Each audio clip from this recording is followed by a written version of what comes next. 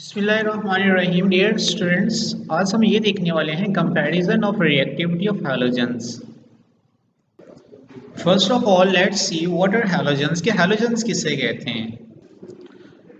बच्चों, periodic table का जो ग्रुप 17 है ना, ग्रुप 17 के जितने भी एलिमेंट्स हैं उन एलिमेंट्स को हम कलेक्टिवली नाम देते हैं हैलोजेंस का। Clear? Elements of group 17 consist of fluorine, chlorine, bromine, iodine, astatine and tennessine and they are collectively called halogens। उन सारों को हम नाम देते हैं halogens का। क्लियर?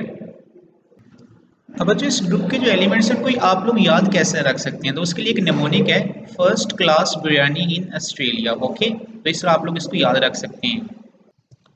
तो बच्चों, अब हम ये देखते हैं कि ग्रुप 17 के एलिमेंट्स को हम हैलोजेंस क्यों कहते हैं।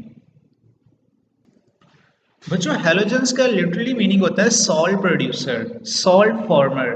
इट मीन्स कि ये क्या चीज़ प्रोड्यूस करते हैं? सॉल्ट प्रोड्यूस करते हैं। कब? जब ये किसी मेटल के साथ रिएक्ट करते हैं। जैसे फॉर एग्जांपल वन क्लोरीन। अब क्लोरीन जो है ना बच्चों, आपको पता है कि ये हैलोजन है, मतलब ग्रुप 17 से बिलोंग करती है। जब ये रिएक्ट करेगी किसी मेटल के साथ, जैसे फॉर एग्जांपल सोडियम मेटल, तो जब ये दोनों रिएक्ट करेंगे तो उनके रिजल्टेंट प्रोडक्ट जो होगी ना वो सोडियम क्लोराइड होगी। और सोडियम क्लोराइड क्या है? एक सॉल्ट है। तो आपने ये देखा कि जो हैलोजेंस है ना वो जब किसी मेटल के साथ रिएक्ट करती हैं दे प्रोड्यूस सॉल्ट, वो सॉल्ट प्रोड्यूस करती हैं, that's why they are called halogens. इसी वजह से हम उनको हैलोजेंस कहते हैं। क्लियर? अब बच्चों, हम हैलोजेंस की फिजिकल स्टेट्स देखते हैं कि ये किस फिजिकल स्टेट में एग्जिस्ट करती हैं। इधर दे आर सॉलिड, लिक्विड्स और गैसेस। अब बच्चों, आप लोग एक चीज़ याद रखिए कि जो हैलोजन है ना ये पीरियोडिक टेबल का वाहिद ग्रुप है जिसके अंदर मैटर की तीनों ही फिजिकल स्टेट जो है ना वो प्रेजेंट हैं।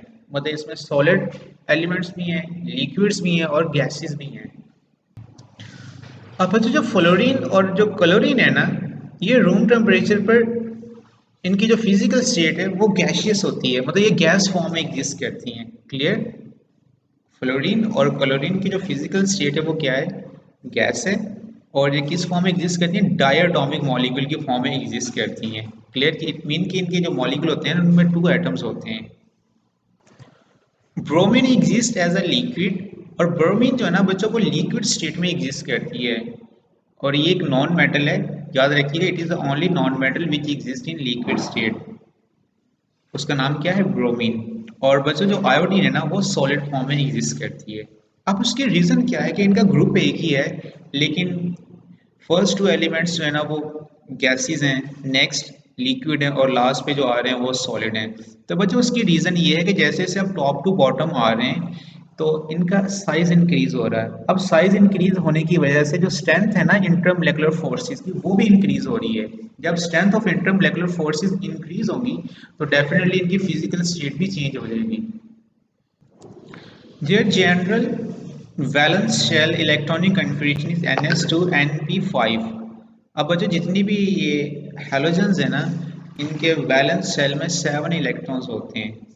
ओके, और इसी वजह से इनकी जो इलेक्ट्रॉनिक कन्फिगरेशन होती है वैलेंस शेल की वो ns2np5 है। क्लियर? अब n जो है ना इसमें शेल नंबर है। क्लोरीन फ्लोरीन के लिए होगा 1 और क्लोरीन के लिए ये 2 हो जाएगा, ब्रोमीन के लिए 3 हो जाएगा और आयोडीन के लिए 4 हो जाएगा। क्लियर?